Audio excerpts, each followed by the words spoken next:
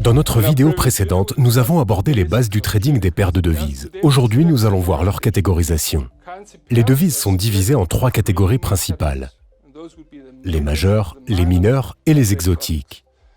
Les principales paires de devises ont le dollar américain d'un côté, à gauche ou à droite, car le dollar américain est considéré comme la devise de réserve mondiale depuis que les États-Unis et leurs alliés ont convenu, lors de la conférence de Bretton Woods de 1944, de le fixer à un taux de 35 $ par once d'or. Bien que l'accord ait été supplanté par le système de marché libre, le dollar américain est toujours considéré comme la devise de réserve mondiale.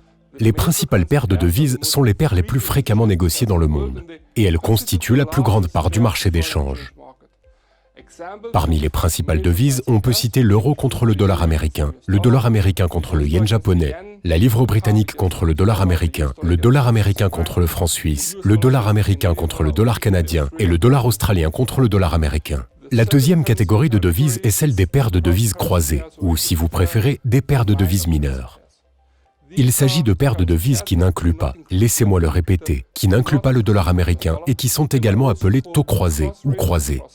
Elles sont également connues sous le nom de mineures, et les plus activement négociées proviennent des 3 devises majeures non-dollars américains.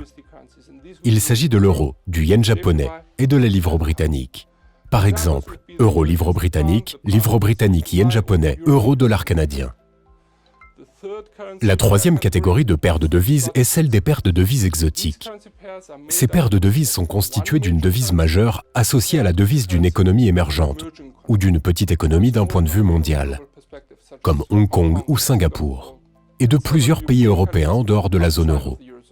Ces paires peuvent inclure par exemple le dollar américain contre le rand sud-africain, ou le dollar américain contre la livre turque, ou l'euro contre la couronne tchèque.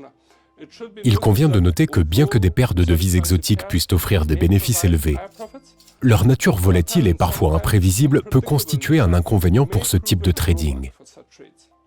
En outre, la faible liquidité et les spreads plus élevés sont d'autres problèmes auxquels les traders de ces paires peuvent être confrontés. Dans la prochaine vidéo, nous aborderons l'évolution du marché d'échange.